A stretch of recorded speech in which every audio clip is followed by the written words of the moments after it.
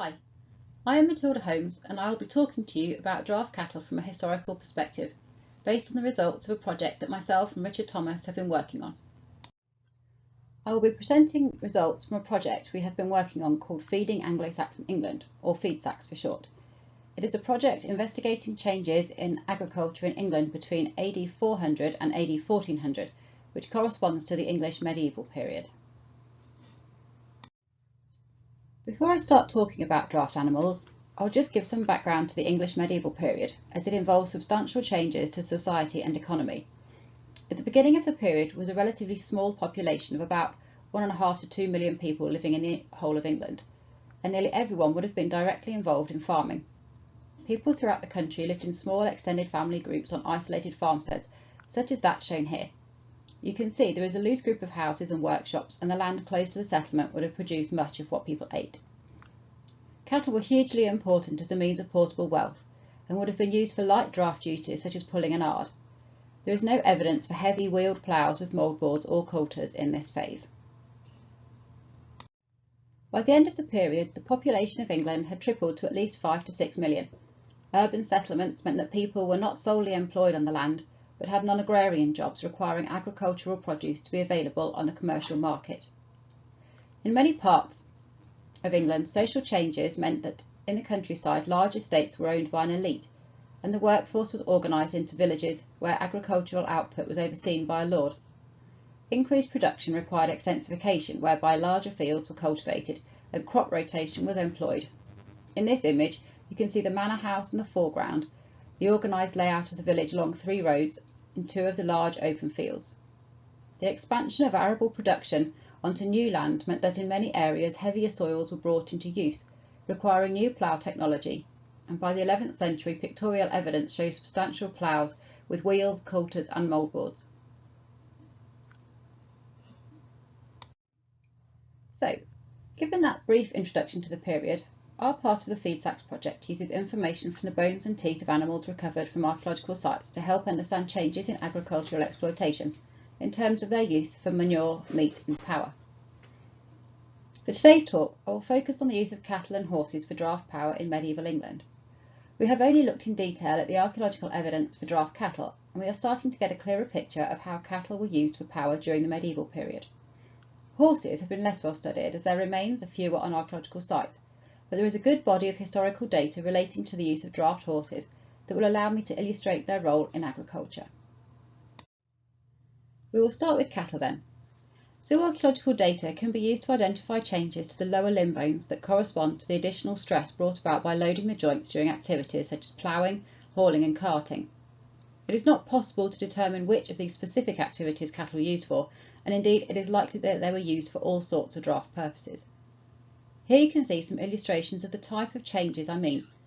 Bones without draft related changes are shown on the left. So this is a metapodial here, and this is a phalanx, one of the bones that go into the hoof just here.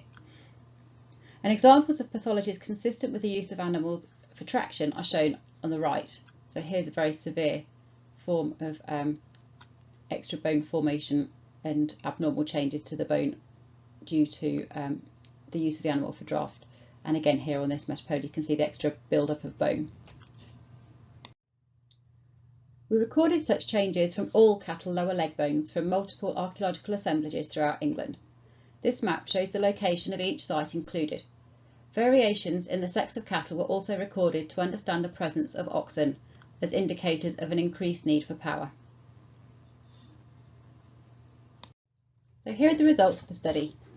Front and hind foot bones are separated, as the front feet naturally carry more body weight and so will be more affected than those of the hind legs, even in non-draft animals.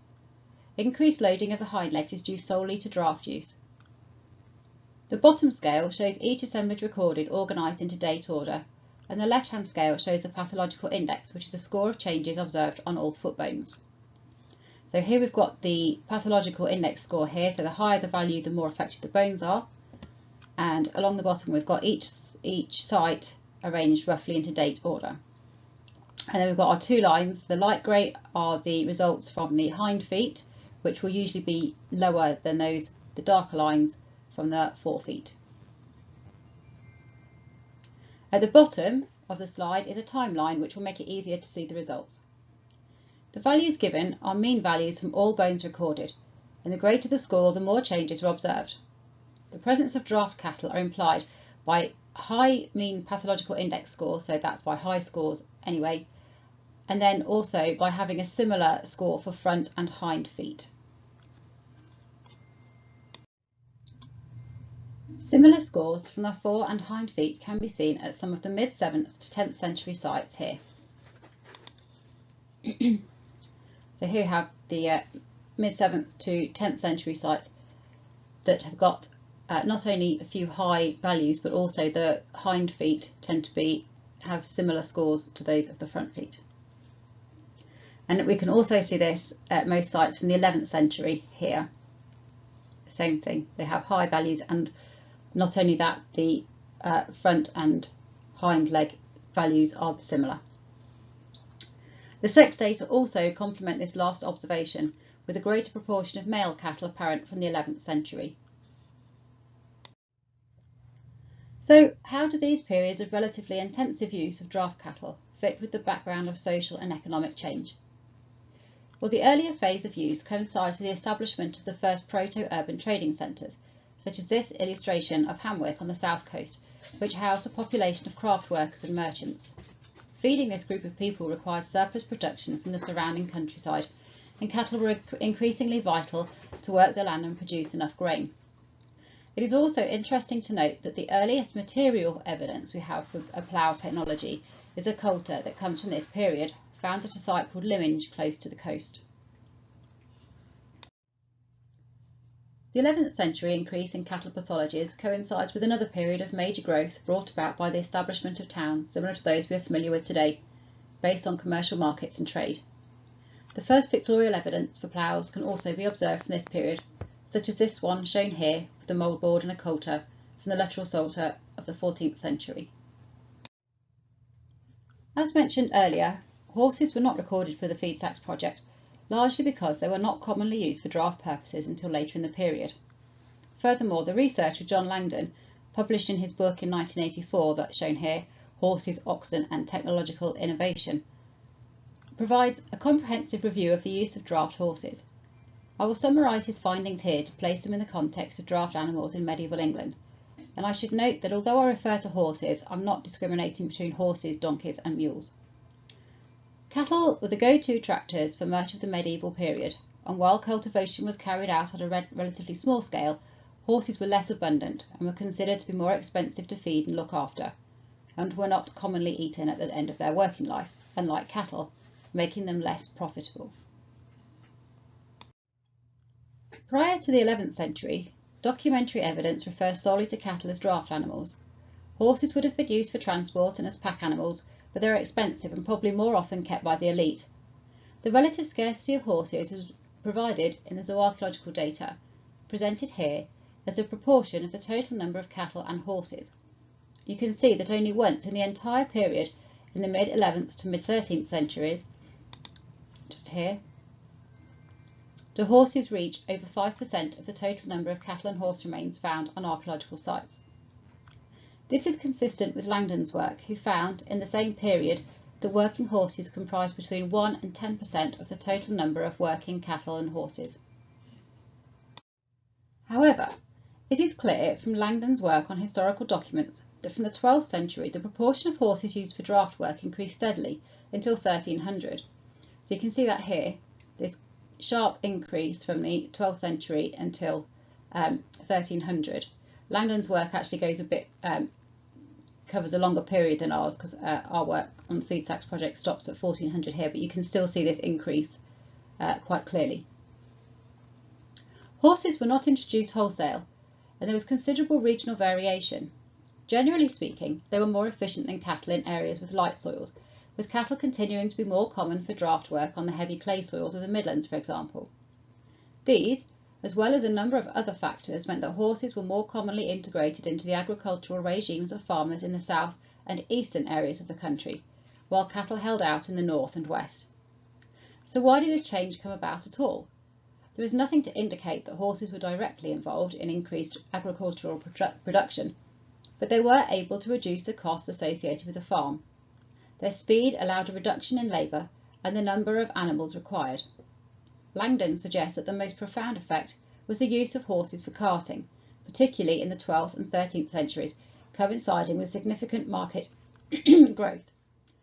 Horses were used for moving goods around by all sections of society, peasants and elites, rural and urban populations, and they not only moved goods faster, but also increased the distance covered in a day than was previously possible with cattle.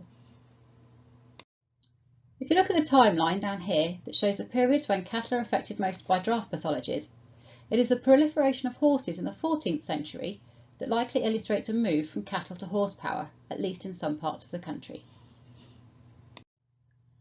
Although I have only had a short amount of time to talk about the use of animals for draft power in medieval England, I hope you agree that they have been useful to illustrate the narrative of agricultural change. Until the 7th century, the economy was based on small, self-sufficient farms where the ard was widely used and animals were not intensively worked. Cattle were a store of wealth, while horses were rare and expensive to keep. Increasing production began in the mid-7th century as a surplus of grain was required to feed the labourers working in the proto-urban trading centres, and this can be observed in an increase in cattle foot pathologies and the earliest physical evidence for plough technology. Another period when cattle appear to have been widely used for traction occurs from the 11th century, which coincides with larger urban populations, heavier ploughs and the need for substantially increased arable production. This required output increased further in the subsequent period as the population grew. To aid production, horses became more commonly used, revitalising efficiency and the ability for goods to move around the country. Eventually, they became more common than cattle for draft in many areas. Thank you very much for listening.